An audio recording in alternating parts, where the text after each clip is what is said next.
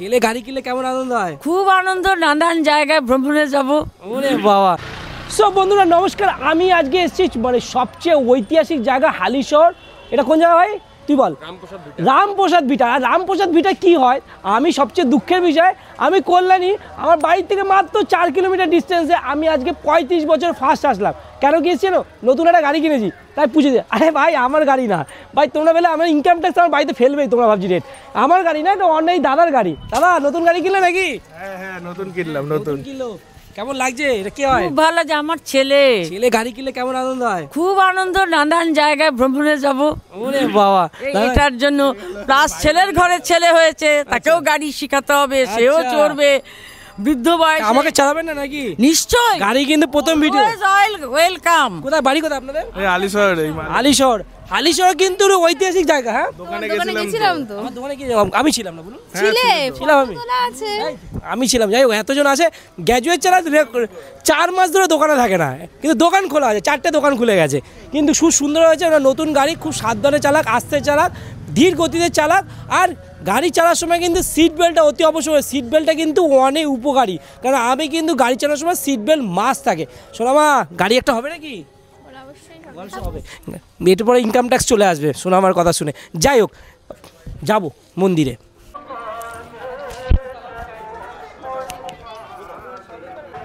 বন্ধুরা আজকে তোমাদের দেখাবো হালিশহর আরেকটা ঐতিহাসিক স্থান, রামপ্রসাদের ভিটা। যে রামপ্রসাদ জল থেকে মাকে তুলে নিয়ে এসেছিল। আজকে এই যে শনিবার, কি ভিড় আজকে, কেন এই জায়গাটা বিখ্যাত, ভিতরে পূজারীর সাথে কথা বলো, যদি পাই তোমাদের জানি না কতটা কভার করতে পারছি। আর এখানে দেখা যাক, প্রথমে ডালিগুলো দেখানো যাক, সিনেমাটিক শটে না কিছু।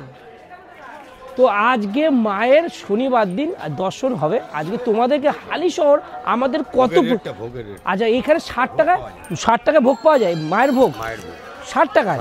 কখন বুক করতে হয়? সকাল 9টা থেকে 10টার মধ্যে কুপন সংগ্রহ করতে আমরা ফোন নাম্বার দিই, আমাদের ফোন করলে আমরা বুক করে রাখি। আপনারা বুক করে দেবেন। যদি কেউ ঐতিহাসিক স্থান, নাম্বারটা তুলে নাও, নাম্বার আমি বলে দিচ্ছি, এদিক চলে আসো। ঐতিহাসিক স্থান যদি কেউ কভার করতে চাও, গ্র্যাজুয়েট চালার সাথে কন্ট্যাক্ট করো। গ্র্যাজুয়েট চালা গাড়িতে 4 জন ধরে, আমার খুব ভালো লাগলো এসে।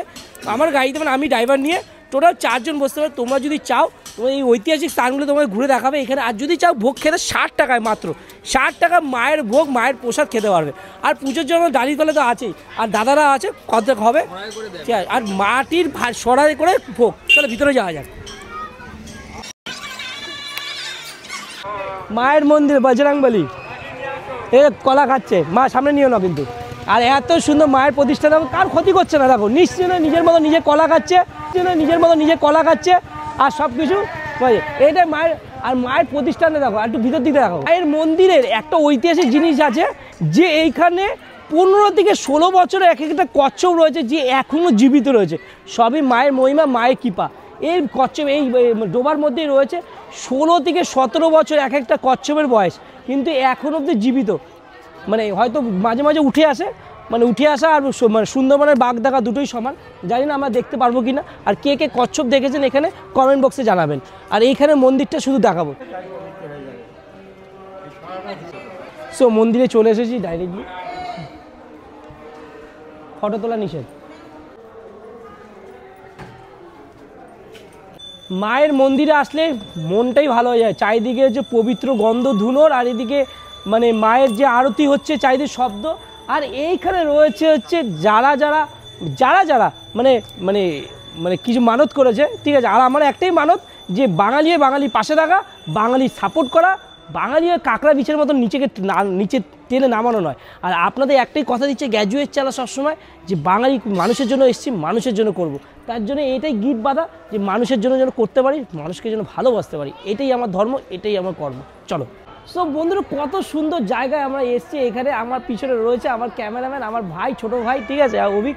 আর এখানে এসে সোনামা, এইখানে রয়েছে হচ্ছে ইসে। আর এটা হচ্ছে রামপ্রসাদের ভিটা। আর এই রামপ্রসাদের ভিটা তোমাদের এত ঐতিহাসিক পর্যটক কেন্দ্রকে যদি ঘুরতে চায় গ্র্যাজুয়েট চালার সাথে, আর গ্র্যাজুয়েট চালা ড্রাইভ করবে, তার সাথে কন্ট্যাক্ট করে গ্র্যাজুয়েট চালার পেজের নাম্বারে পুরো শীতকালে কিন্তু ঐতিহাসিক প্লেসগুলোকে আমার ছুটির দিনগুলো ঘুরে দেখাবো। তোমাদেরকে ডেট দেওয়া হবে, মাত্র গাড়ির তেল খরচা দিলেই হবে। আর তোমাকে বাঙালি হয়ে বাঙালিয়ানা খাবার খাওয়াবো।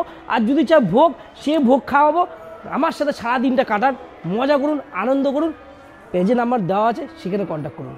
চলো।